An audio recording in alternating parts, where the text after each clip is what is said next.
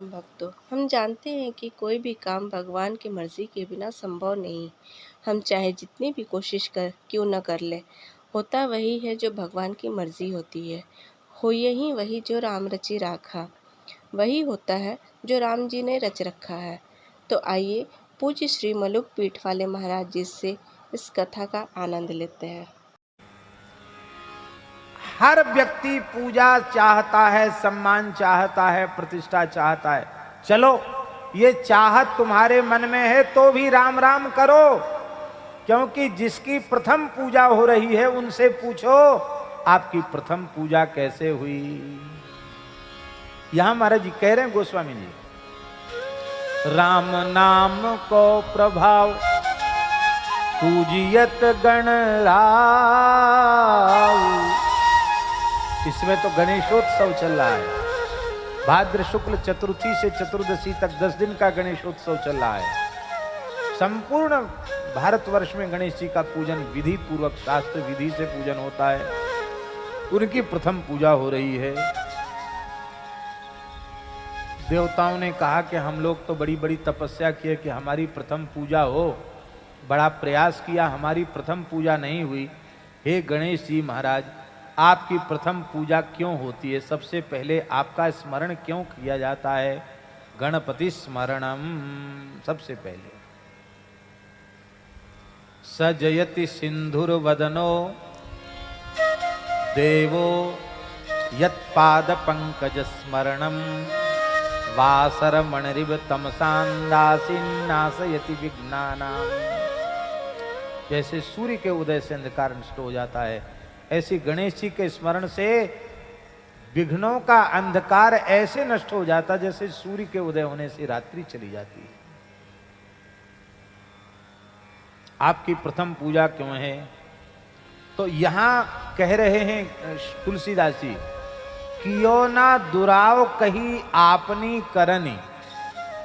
गणेश जी से जब देवताओं ने पूछा कि हम भी अपनी पूजा प्रतिष्ठा चाहते हैं, पर आपके जैसी पूजा प्रतिष्ठा हमारी नहीं होती, हमारी 2 नंबर 3 नंबर 4 नंबर पर पूजा होती है, हमेशा 1 नंबर पर आप क्यों रहते हो? सबसे अधिक पूजा प्रतिष्ठा आपकी क्यों है? तो कियो ना दुराव, गणेश जी ने बिल्कुल भी छिपाया नहीं, कही आपनी करनी। गणेश जी ने आपनी अपनी करनी को सुना दिया कि हे देवताओं, मैं अपने प्रथम पूज्य होने का रहस्य तुम्हें स्वयं ही बतला रहा हूं। तुम भी प्रथम पूज्य हो सकते हो। कैसे? बोले, एक बार सृष्टि के आरंभ में यह प्रश्न उठा कि संपूर्ण देवताओं में प्रथम पूजा किसकी हो? तो यही निर्णय किया गया, जो इस ब्रह्मांड की सबसे पहले परिक्रमा करके आ जाएगा वो प्रथम पूज्य होगा। संपूर्ण देवी देवता अपने अपने वाहनों पर विराजमान होकर ब्रह्मांड की प्रदक्षिणा करने चल पड़े, ब्रह्मांड गोलक की।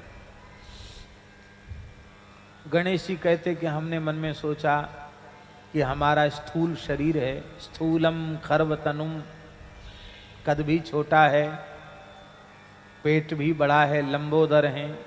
ज़्यादा मोटे पेट वाले लोग ज़्यादा भागने दौड़ने में घूमने फिरने में विश्वास नहीं रखते। विश्वास रखें तो ऐसा शरीर ही बिडोल क्यों हो? बोले हम तो ऐसे ही ज़्यादा रुचि रखते नहीं, अब क्या करें, वाहन भी बहुत अच्छा नहीं और शरीर में भी उतनी सामर्थ्य नहीं। तो बोले ये जुक्ति तो गुरुजी बताते, जुक्ति से मुक्ति। कौन गुरुजी? वो माता जी के गुरुजी, वो पुत्र जी के तो अपने आप हो गए। पार्वती जी के गुरु नारद जी हैं, तो जो उन्होंने नारद कर उपदेशु। तो गणेश जी कहते हमने अपने माता जी के गुरु नारद जी का चिंतन किया, नारद जी प्रकट हो गए। और नारद जी तो नारद जी ठहरे, नारद जी प्रकट हो गए, बोले नारायण नारायण नारायण। गणेश जी महाराज सब देवता अपने अपने वाहनों पर आरूढ़ होकर के प्रथम पूज्य बनने की इच्छा से ब्रह्मांड की परिक्रमा कर रहे हैं। आप यहाँ खड़े हैं क्यों? गणेश जी बोले हम आपकी प्रतीक्षा में खड़े हैं। क्यों? बोले प्रथम पूज्य बनने की जुक्ति तो गुरु जी बतावेंगे, आप ऐसी कृपा करो कि ज़्यादा श्रम हमको करना नहीं पड़े और हमारी ब्रह्मांड क्या अनंत ब्रह्मांडों की प्रदक्षिणा हो जाए। हाँ, हो जाएगी। उस समय श्री नारद जी ने राम नाम की महिमा का उपदेश किया और एक शिलाखंड पर राम लिख दिया और कहा, गणेश जी इसकी परिक्रमा कर लो। गणेश जी कहते, मैंने राम राम राम राम राम राम राम राम राम राम राम राम करते हुए परिक्रमा करना आरंभ किया तो संपूर्ण देवताओं को अनुभव होता है कि गणेश जी पैदल ही हमसे आगे आगे चल रहे हैं।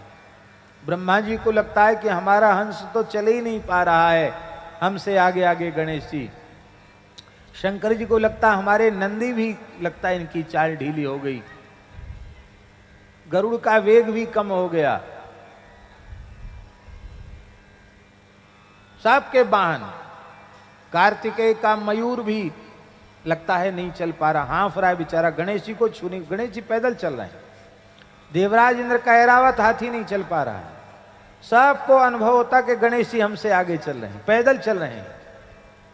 गणेश जी प्रथम पूज्य हुए केवल राम नाम की परिक्रमा करने से। तो राम नाम की महिमा से हम प्रथम पूज्य। तुम लोग भी राम नाम जपो। देखिए, यहां कहने का आशय यह है कि आप राम नाम का आश्रय ले लेंगे तो आपके मन में पूजा प्रतिष्ठा की कामना ही नहीं रह जाएगी। बाबा ईमानदारी से जो भजन नहीं करते वे इसी के चक्कर में पूरे जीवन पड़े रहते हैं कि हमारा अपमान हो गया। अरे भाई, जहां गए थे किसी ने गाली तो नहीं दिया, धक्का तो नहीं दिया, अपमान की कोई क्रिया नहीं की, पर तुम्हें सम्मान की इतनी भूख है कि कितना कोई सम्मान कर दे तुम्हारा पेट ही नहीं भरना है। तो करेगा कोई सम्मान तो भी तुम्हें अपमान का अनुभव होगा। ये सच्चा सम्मान जीव का भगवान नाम के आश्रय से है, क्योंकि नामाश्रयी को सम्मान की भूख ही समाप्त हो जाती है। जिसको सम्मान की भूख है उसका अपमान हो जाएगा, और जिसने सम्मान की भूख को ही त्याग दिया, पूरे संसार में उसका अपमान करने वाला पैदा ही नहीं हुआ। भाई, सम्मान हमको चाहिए नहीं, और हमारा अपमान कौन करेगा? जिसको सम्मान चाहिए होगा उसका अपमान होगा।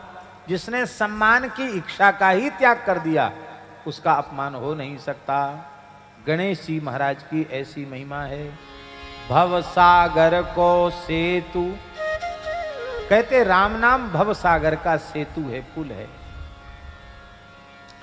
चढ़ पिपील कहू परम लघु, बिनु श्रम पारहि जान।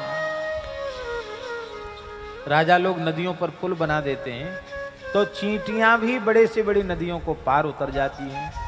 हम चींटी जैसे तुच्छ जीव हैं, लेकिन यदि राम नाम रूपी सेतु का आश्रय लें तो भव सागर से पार उतर जाएंगे। वेद में लिखा है काश्याम मरणान मुक्ति ही, काशी में मरने से मुक्ति होती है।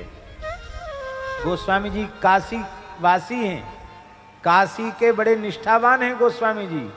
पढ़ाई लिखाई काशी में और अंतिम क्षण तक भी काशी में ही रहे, पर कहते काशी मुक्ति नहीं देती है।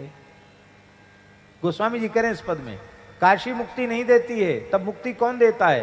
बोले काशी हूँ सुगति हेतु। काशी में उत्तम गति की प्राप्ति का हेतु तो राम नाम है। काशी मुक्ति नहीं देती है, राम नाम मुक्ति देता है।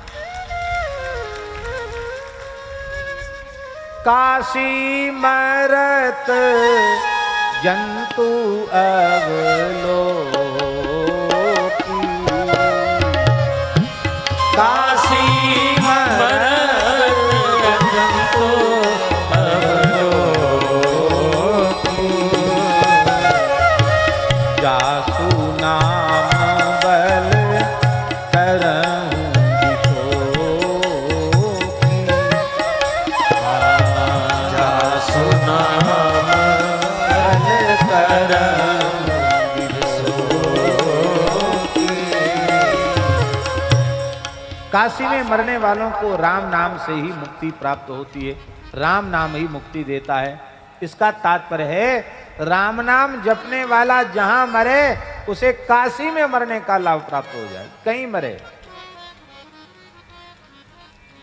यही रहस्य सदगुरु श्री कबीरदास जी महाराज ने दिखाने के लिए अंतिम क्षण में ये लीला की।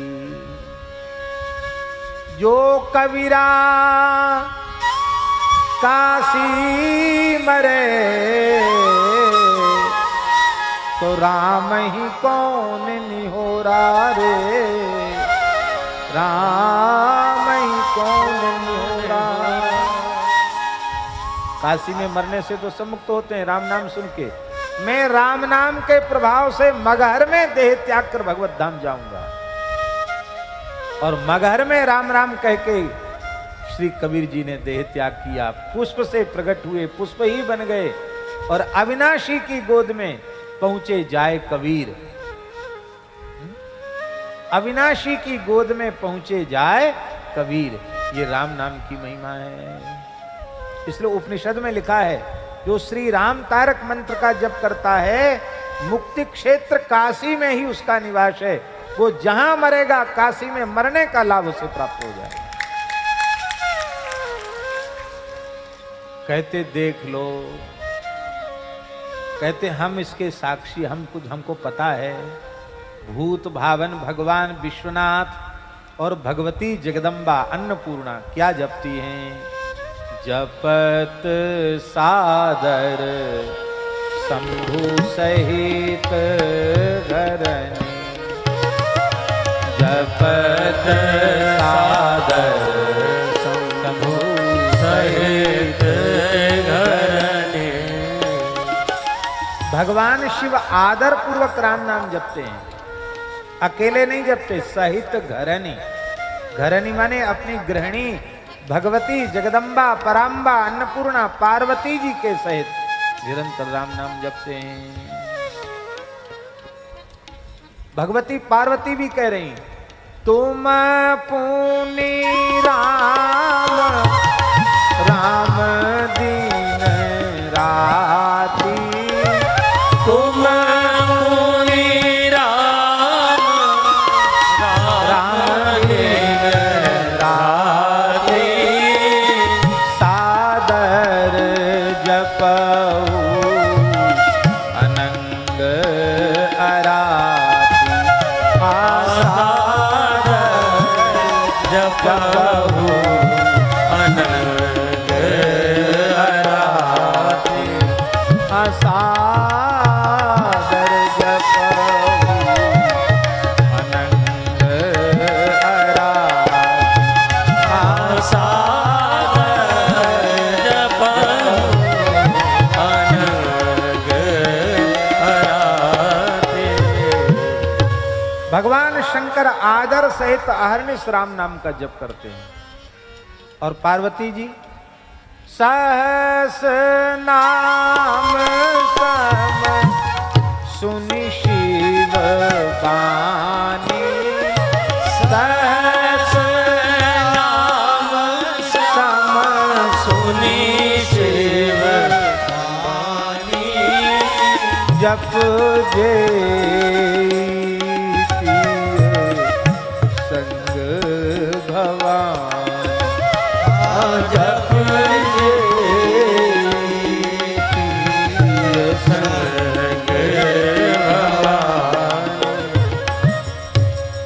पार्वती जी इतना राम नाम का जप करती हैं कि शंकर जी इतने प्रसन्न हो जाते हैं उनके ऊपर। बोले देखो राम नाम जपने वालों को हम बहुत आदर देते हैं और तुम हमारे समान आसन पर बैठो, ये मुझे सहन नहीं हो रहा है, आओ मेरी अंक में बैठ जाओ। यस्या, आपको सुनकर आश्चर्य होगा, 1 अरब महामंत्र का जप किया था उन्होंने। ऐसे नहीं कि हरे राम राम राम हरे हरे, हरे कृष्ण कृष्ण कृष्ण हरे हरे 16 हो गए, ऐसे नहीं। हरे राम राम राम हरे हरे, हरे कृष्ण कृष्ण कृष्ण हरे हरे 1। इस गिनती से 1 अरब महामंत्र का जप किया था। तो 16 की गिनती मानो तो कितने हो गए? 16 अरब हो गए कि नहीं हो गए? उन्होंने 1 अरब माना था। ब्रज में झाड़करी का जंगल है, वहां बैठ के उन्होंने, भरतपुर जिले में ही है, वहां उन्होंने भजन, अभी भी स्थान है वो। उनको 56 वर्ष लगे थे जपने में। कितना समय लगा? 50 और 6 56 वर्ष। एक दोना छाछ पीते थे और इतना गुड़ खाते थे, बस इतना ही आहार लेकर के, और कोई चीज खाना पीना नहीं। एक दोना छाछ और इतना गुड़। 56 वर्ष में 1 अरब राम नाम जप किया उन्होंने। भगवान का साक्षात दर्शन उनको हो चुका था। बड़े विचित्र विचित्र उनके जीवन में प्रसंग हैं। तुलसीदास जी को गुरु मानकर उन्होंने साधना आरंभ की। मानस जी को इष्ट ग्रंथ माना, तुलसीदास जी को गुरु माना और राम नाम जपने लगे।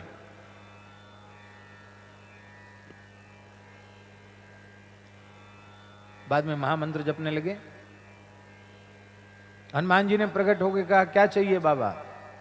बोले, हमारे गुरु जी को जैसा दर्शन कराया चित्रकूट में राम जी कैसे दर्शन कराओ। हनुमान जी बोले, बैठ जाओ भुजा पर। वो भुजा पर बैठी है, ब्रज की बात है। हनुमान जी ने भुजा पर बिठाया, आंख खोलो। आंख खोला तो चित्रकूट में खड़े हैं साक्षात श्री सीताराम जी सामने हैं और तुलसीदास जी महाराज चरणों में बैठे हैं। गोस्वामी जी ने कहा कि देखो, तुम कहोगे कि हम तुलसीदास जी के चेला हैं तो कोई मानेगा नहीं, अमुक संत से विधवत विरक्त वेश ले लो। उन्हें वेश लिया, सिद्ध पुरुष थे। तो उन्होंने महाराज जी अनुभव प्रकाश में खुद लिखा है, बाबा राधेश्याम बाबा ने। यहां सेवा कुंज में उनको महाराज का दर्शन हुआ था, उन्होंने खुद लिखा है। तो उन्होंने एक विशेष बात लिखी जो हम कहना चाहते हैं। राधेश्याम बाबा ने लिखा कि महात्माओं के जाने के बाद उनके संबंध में लोग बहुत बढ़ा चढ़ा करके बातें कह देते हैं। उनमें सभी बातें प्रायः सत्य नहीं होती। और ऐसा महात्मा तो चाहते नहीं, और पीछे वाले तो जो कुछ अनुमान करके ही तो लिखेंगे, जो कुछ लिखेंगे वो सच्चाई उनको कहां से पता होगी। इसलिए बोले, मैं अपने जीवन की मुख्य मुख्य बात स्वयं लिख देता हूं, जिसमें किसी को कहने की गुंजाइश न रह जाए। ऐसा उन्होंने लिख करके अपने जीवन में मुझे भगवत साक्षात्कार हुआ, खुद लिखा उन्होंने, राधेश्याम बाबा ने। तो हमारे कहने का प्रयोजन ये है कि आपका वास्तविक परिचय आप स्वयं हैं। हम जो परिचय देंगे वो तो सुना सुनाए देखेंगे और बनावटी भी हो सकता है, लेकिन आपका स्वयं का परिचय आप स्वयं प्रस्तुत करेंगे, वो प्रामाणिक माना जाएगा। वाल्मीकि जी के बारे में अनेक लोगों ने बहुत कुछ कहा, लेकिन परम प्रमाण वह माना जाएगा जो स्वयं वाल्मीकि जी ने कहा। वाल्मीकि जी ने वाल्मीकि रामायण में जब सीता जी की अंतिम प्रतिज्ञा हुई है, अपने अंतिम सीता जी की प्रतिज्ञा जो है, तो उसमें भगवान महर्षि वाल्मीकि जी ने कहा है, वाल्मीकि रामायण में, प्राचेत सोहम दशमः पुत्रो राजर्षि सत्तम। हे राजर्षि सत्तम श्री राम, मैं प्रचेता नामधारी महर्षि भृगु का 10वां पुत्र हूं। प्रचेता नामधारी भृगु ही हैं, भृगु का ही एक नाम प्रचेता है। प्रचेता माने वरुण होता है। उन्होंने एक बार वरुण बनकर वर्षा की थी, इसलिए उनका नाम प्रचेता हुआ। प्रचेता नामधारी महर्षि भृगु का मैं 10वां पुत्र हूं। इसका मतलब है वे जन्म से ही ब्रह्मर्षि हैं, महर्षि भृगु की संतान हैं। तो वाल्मीकि नाम कैसे पड़ा? वल्मीक, वल्मीक माने होता वामी, वामी से उत्पन्न होने के कारण इनका नाम वाल्मीकि पड़ा।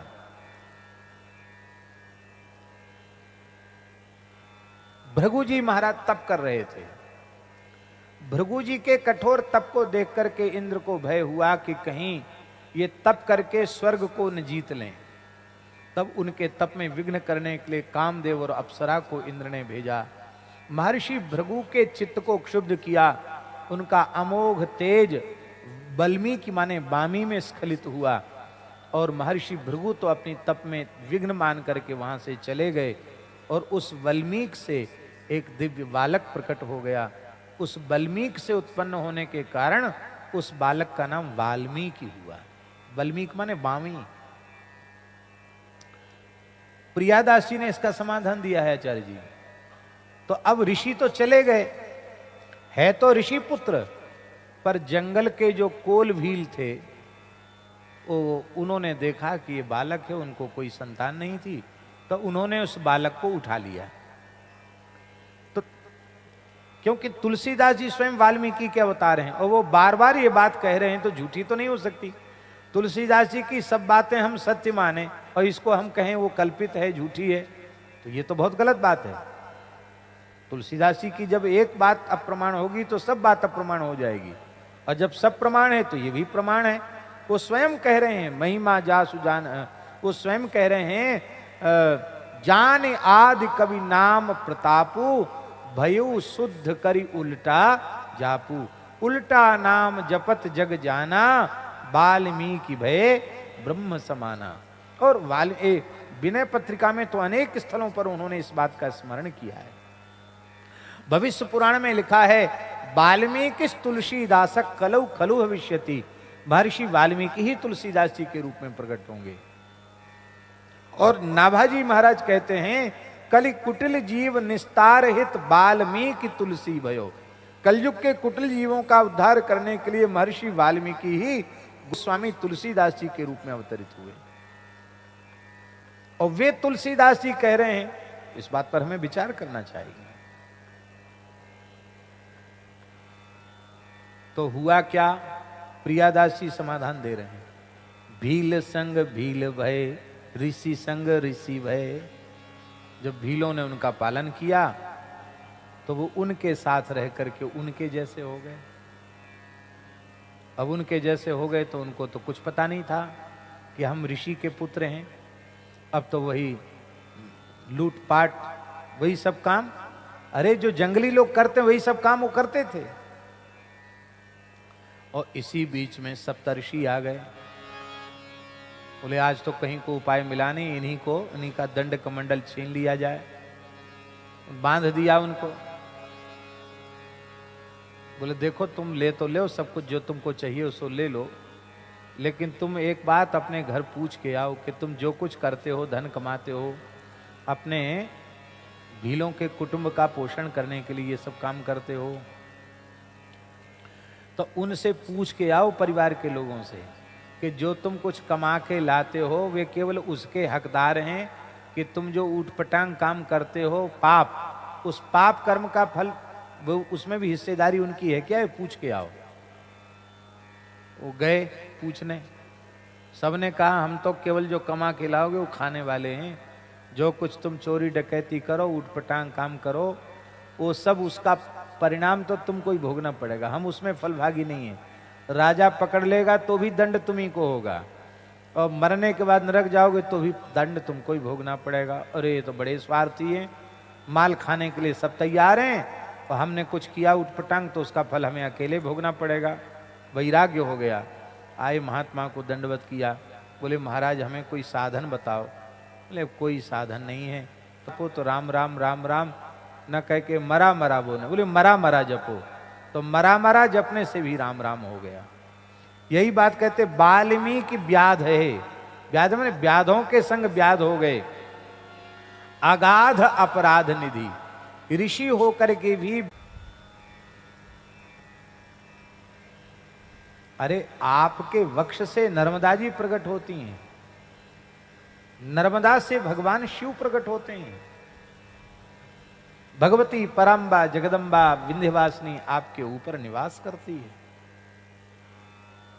आप सबसे श्रेष्ठ हैं, आप सबसे महिमा मंडित हैं, पर क्या करें, इतने पूज्य होने के बाद भी, बड़े बड़े सिद्ध बड़े बड़े तपस्वी ऋषियों की तपस्थली आश्रय स्थली साधना स्थली होने के बाद भी आपकी महिमा नहीं। नाम तो सुमेरु पर्वत का जय तीनों लोकों में बढ़ रहा है, भगवान सूर्य सुमेरु पर्वत की प्रदक्षिणा करते हैं, आपकी तो नहीं करते हैं। तो महिमा की दृष्टि से देखें तो आप बहुत बड़े हैं, लेकिन आपकी यह उपेक्षा हमको सहन नहीं होती। नारद जी तो नारद जी, विंध्याचल गुरु जी बिल्कुल ठीक कहा आपने। अभी हम देखते हैं सूरज भगवान कैसे हमको लांग के जाते हैं। विंध्याचल ने बढ़ना आरंभ किया और भगवान सूर्य के मार्ग को रोक दिया, रास्ता रोक दिया। इतने ऊंचे हो गए विंध्याचल।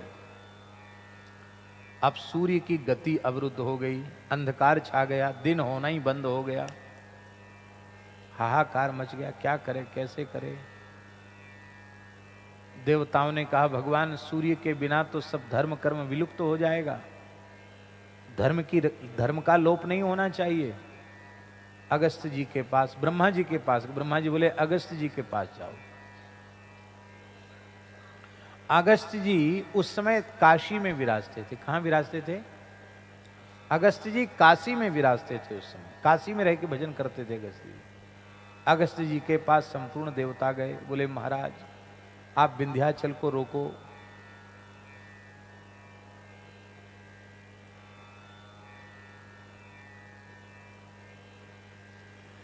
आहरनिश अखंड राम नाम का जप करने वाले महर्षि अगस्त्य, धर्म कर्म और सदाचार का लोप न होवे, उसकी सुरक्षा होवे, इसके निमित्त वे चल पड़े। और जैसे ही राम राम राम राम राम राम करते हुए विंध्याचल के सामने आए, तो विंध्याचल ने देखा ब्रह्म तेज से प्रज्वलित महर्षि अगस्त्य आ रहे हैं। तो विंध्याचल ने साष्टांग प्रणाम किया, सिर पे हाथ रखा, राम राम राम राम वत्स विंध्यगिरी, मैं जा रहा हूं थोड़ा दक्षिण की ओर। तुम्हारे इतने ऊंचे स्वरूप को मैं न पार करने में समर्थ हूं, न लौट के आने में समर्थ हूं। तो जब तक मैं लौट कर ना आ जाऊं तब तक ऐसे ही पड़े रहो। जो आज्ञा गुरुदेव। आप चले गए और आज तक विंध्याचल वैसे ही पड़े हुए हैं। इसलिए विंध्याचल धरती के ऊपर तो बहुत कम है, इससे लाखों गुना अधिक वे धरती के नीचे हैं विंध्याचल।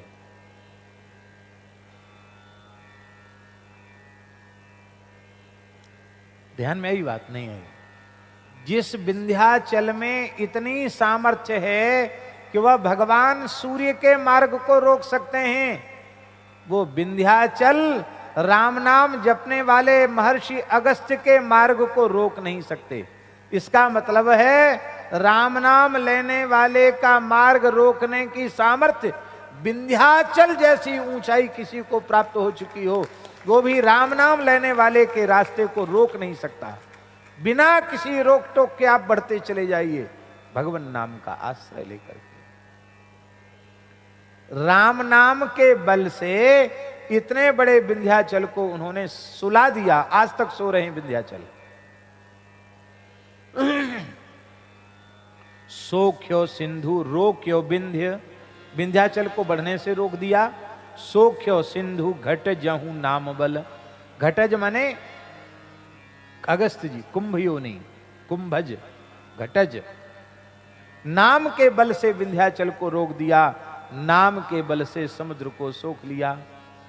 कुछ असुर मायापूर्वक समुद्र में निवास करते थे और वो क्या करते थे कि रात्रि में वो समुद्र के बाहर निकलते और महात्माओं का बालभोग कर जाते थे। सफाचट बड़े बड़े ब्रह्मचारी वेदज्ञ ऋषि मुनि उन सबको खा जाते थे।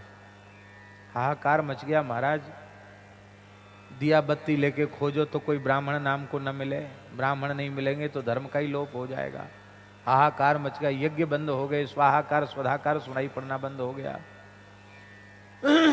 वो समुद्र में छिप जाते, देवता उनको पकड़ नहीं पाते। देवता ब्रह्मा जी के पास गए, बोले महाराज बड़ा उपद्रव राक्षस कर रहे हैं, क्या करें? बोले वो तो एक ही बात है कि समुद्र को खाली करो, फिर उनको घेरो, तब वो उनको मार सकते हो, नहीं तो नहीं मार सकते। बोले महाराज आपने तो ऐसी बात बता दी, समुद्र सुखाए सूखेगा कहीं? आज नहीं बैठे हैं विश्वनाथ जी चौधरी, आज नहीं आए क्या? हैं? अच्छा अच्छा। तो कुंड सरोवर वगैरह का पानी खलवाना पड़ता है, तो इसलिए कह रहे थे कि उनको पता है। हमारे यहाँ चंद्र सरोवर का पंखोद्धार हुआ सूर्यश्याम में, इतने बड़े बड़े इंजन, कई कई इंजन रखे गए और दिनों रात इंजन चलते थे, फिर भी महाराज, हमारे कहने का आशय ये है कि हमारे ब्रज के मानसी गंगा और चंद्र सरोवर, इनको खाली करने में हालत खराब हो जाती है बड़े बड़े लोगों की, तो समुद्र को खाली करना, अपार समुद्र को सुखा देना, तो कौन सा पंप लगाया जाएगा, कौन सी मशीन लगाई जाएगी, कैसे उसको खाली किया जाएगा? देवता बोले महाराज ये तो बहुत कठिन काम है, समुद्र कहीं खाली होगा? बोले हाँ होगा खाली। कैसे? बोले अगस्त्य जी के पास जाओ। अगस्त्य जी के पास देवता गए, क्योंकि दक्षिण में चले गए थे अगस्त्य जी। अगस्त्य जी लौट के दक्षिण से आए नहीं, क्यों? विंध्याचल से प्रतिबंधित हैं, फिर आएंगे तो विंध्याचल फिर भी खड़ा हो जाएंगे, इसलिए वो अभी तक दक्षिण भारत में दक्षिणी हो गए। पूर्वोत्तर भारत के ऋषि सदा सर्वदा के लिए दक्षिण भारत के हो गए, और तमिल भाषा के आविष्कार करता अगस्त्य मुनि ही है। तमिल भाषा जो है ना, तमिल दक्षिण की, उस तमिल भाषा के प्रवर्तक महाराज जी, अद्भुत महात्मा हैं अगस्त्य जी। तो महाराज जी अगस्त्य महर्षि के पास गए, बोले महाराज आप कृपा करके बचाओ हमको। अगस्त्य जी बोले चलो। तो अगस्त्य जी महाराज आए। सब देवता सोचते थे ये महात्मा क्या करेंगे, कमंडल भर भर के खाली करेंगे तब तो हो गया काम, कैसे करेंगे? तो राम नाम के बल से अगस्त्य जी ने समुद्र को 3 चुल्लू में, नमः रामभद्राय नमः, रामचंद्राय नमः, जय सिया राम, खलास, खत्म। ओम केशवाय नमः, ओम नारायणाय नमः, ओम माधवाय नमः, खत्म कर। ऐसे होते हैं महात्मा लोग।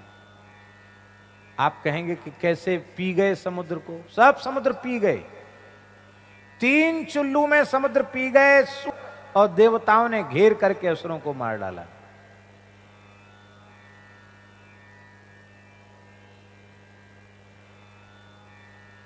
बोले महाराज अब इसको भर दो। बोले हम दोनों काम नहीं करते हैं, खाली। तो बोले महाराज पी लिया है, इतना जल कहां जाए? बोले वो तो पच गया। हम लोग 2 गिलास 4 गिलास पानी पी लें तो लघुशंका जाना पड़ेगा। अगस्त्य जी महाराज राम नाम की महिमा से ऐसे पचा गए समुद्र के जल को, जैसे कोई एक घूंट पानी पिए तो भीतर ही छुन्न हो जाए, ऐसे वो पी गए महाराज 3 चुल्लू जल में। लघुशंका नहीं गए वो। अब भरेगा कैसे? बोले भरेगा तो गंगा जी आके भरेंगी। तो गंगा जी ने आकर के समुद्र को भरा। फिर ये खारा कैसे हो गया? बोले ब्राह्मणों के शाप से खारा हो गया समुद्र। हार्यो ही, समुद्र हृदय से हार गया, खारो भयो। स्नान करने आए और वो अपने सब क्रियाक्रम करने गए थे। उनकी पोथी पत्रा, दंड कमंडल, मृग चर्म सब वहां रखे थे, और समुद्र महाराज गर्जना करके लाओ सबको बटोर के ले गए। अरे वो कहाँ है हमारे दंड कमंडल? तो कहे अरे इतना अहंकारी है, गर्ज रहा है बार बार, हम तो स्नान करने आए थे, जा अपेय हो जा, किसी को पीने खारा हो जा। तो भजन करने वालों ने कोप किया तो समुद्र खारा हो गया। भजन करने वाले ने क्रोध किया तो 3 चुल्लू में समुद्र पी गया। हमारा एक ठाकुर जी का स्थान, खाक चौक की परंपरा का स्थान, जमुनापल्ली पार है, रुदायन गांव में श्री राधा गोपाल जी ठाकुर जी हैं। वहां महाराज जी उस परंपरा में, वो पहाड़ी बाबा की परंपरा के सिद्ध महात्मा हुए, इतने भजन करने वाले सिद्ध हुए। वहां एक मस्तराम बाबा थे,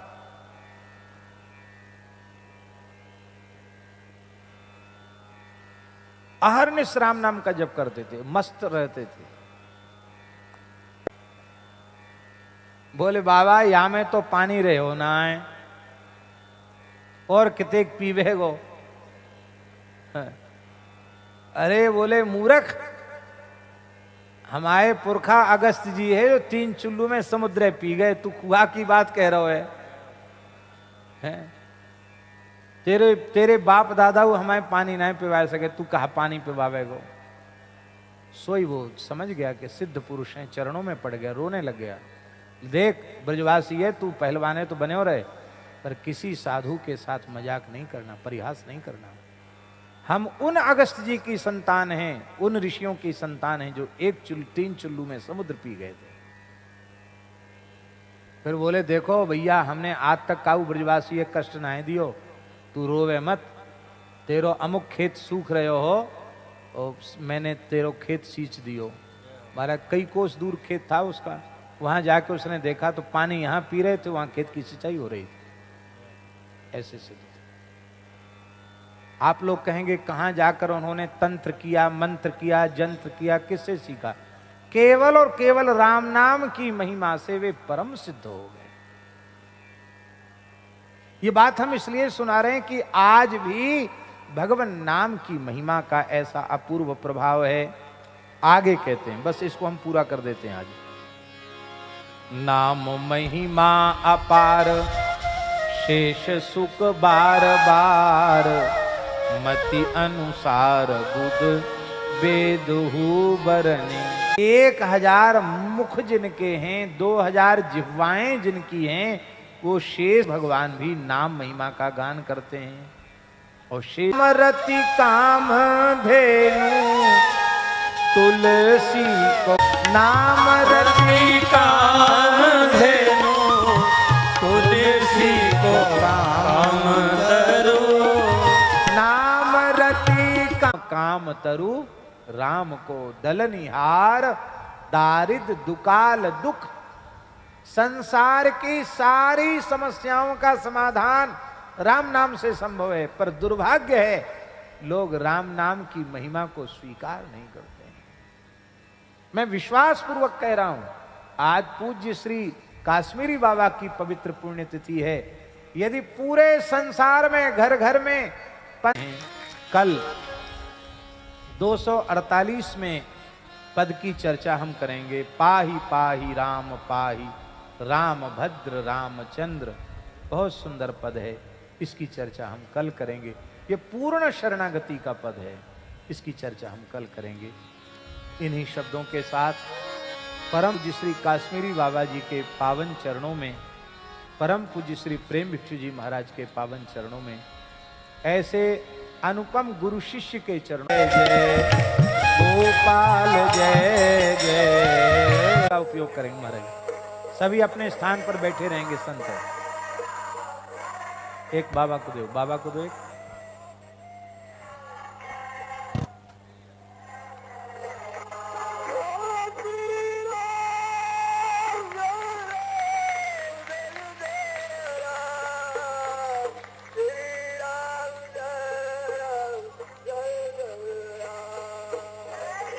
जय जय गोपाल, सभी गाइए गोविंद जय जय गोविंद।